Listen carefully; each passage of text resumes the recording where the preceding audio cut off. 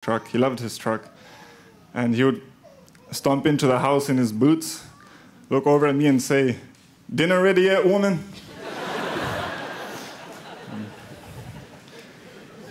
Sheldon always did have great humor, and I'd just like to end by reading a poem I wrote for Sheldon. And if Sheldon knew I was reading a poem now, he would have some choice words for me, I'm sure. Unlike Sheldon, writing isn't one of my strengths, but I thought I'd give it a go anyway.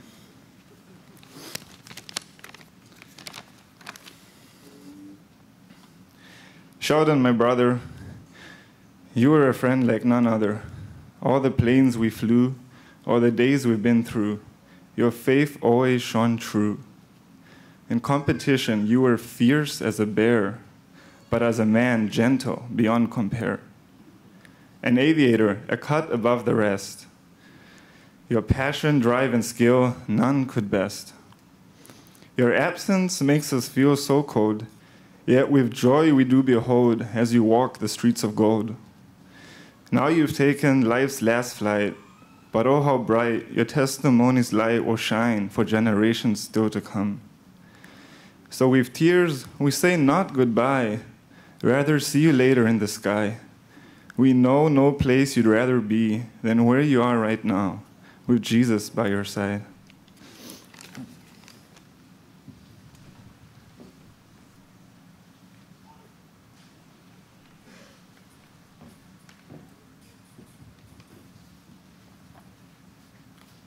Thank you for inviting me, and I enjoy the consideration of being here for Sheldon.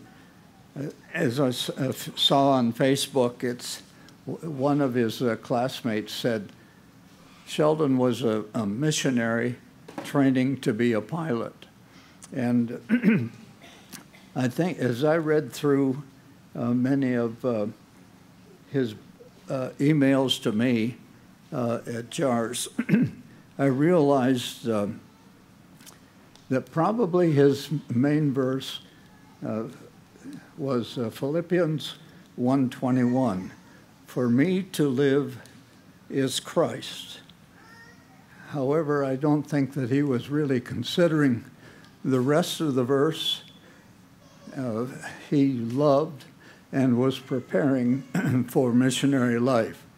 I first met Sheldon, excuse me, I first met Sheldon on the hangar floor at JARS, the Wycliffe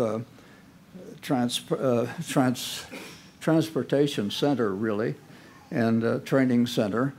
And he came in as a little guy, a young fellow, and interested in aviation. So I gave him a book and signed my page. And in the book it says, "Move over, Doug." And I had been flying for many years on the mission field, and life caught up with me.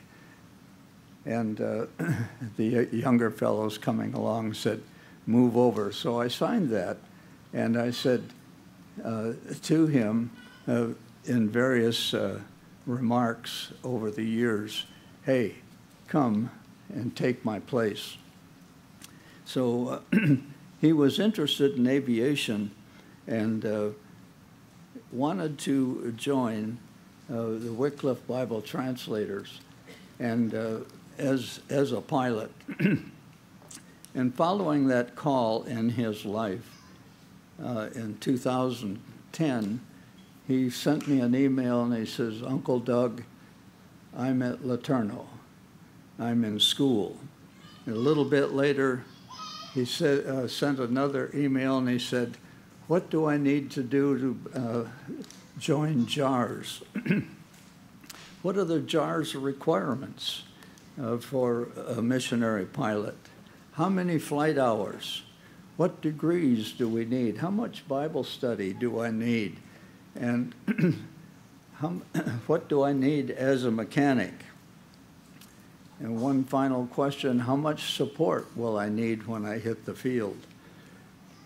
Another email, he said, "Uncle Doug, would you pray for me I want to serve God in my studies.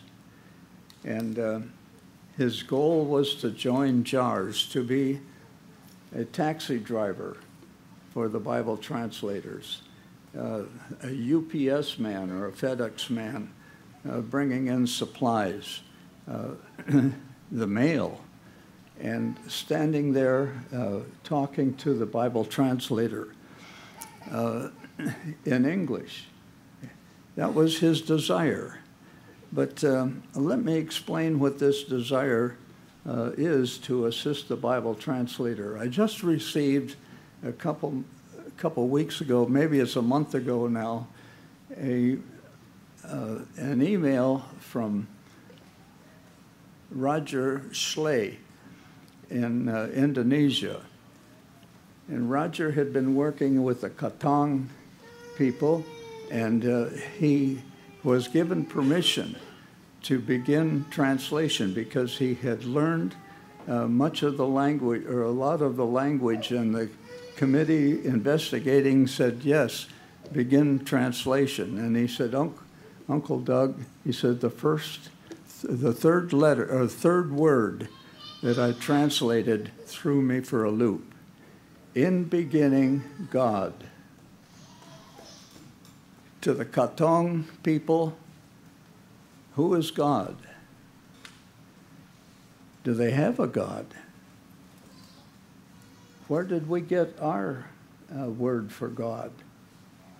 Our word in English, and we put a capital G on it, came from an Anglo-Saxon, actually a Germanic word, years and years ago, because they had many gods, and in order to indicate the supreme God, they put a capital G on it, and of course, that's what we understand as God.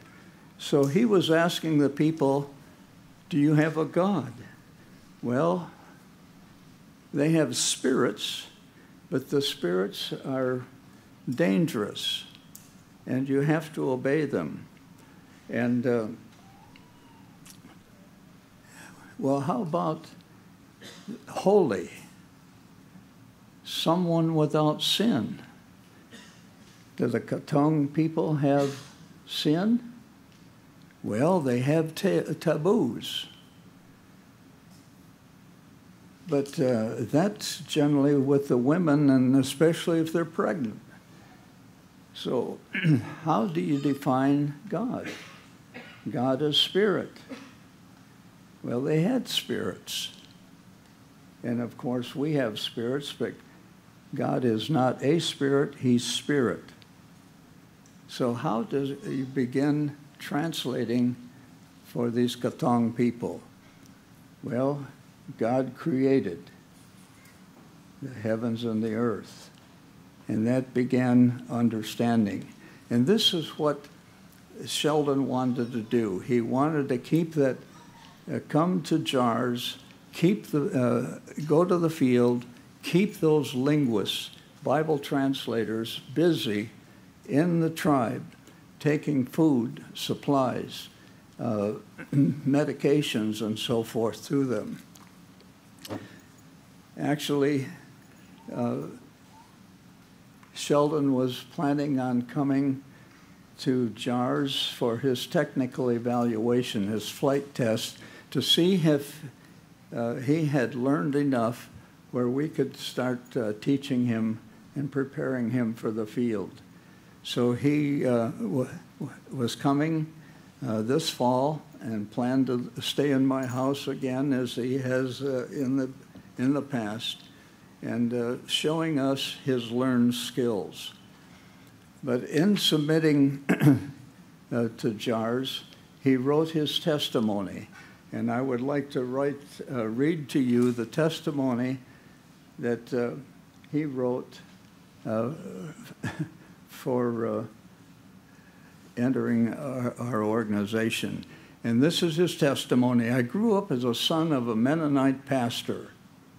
I went to church with my parents every Sunday with good, solid teaching.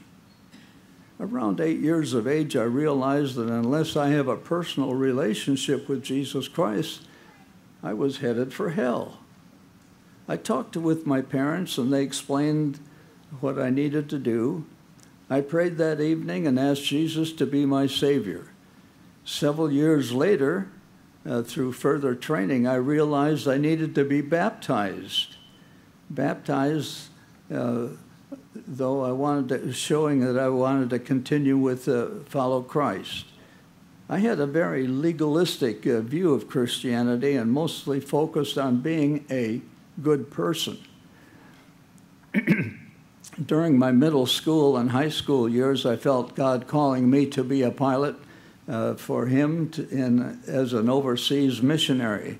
This calling was especially clear after reading Jungle Pilot about my classmate, Nate Saint.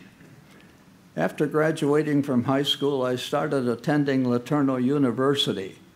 Moving out of my parents' house really helped me with my own relationship with Christ. I no longer had my parents to give me day-by-day guidance. I had to find a church on my own, and I really figure what I believe about God, life, and the Christian walk. Over the past several years, I've really grown in my relationship with Christ, especially learning how to trust him for his plan for my life. My junior year at LETU, LeTourneau, I ran out of money and decided not to continue the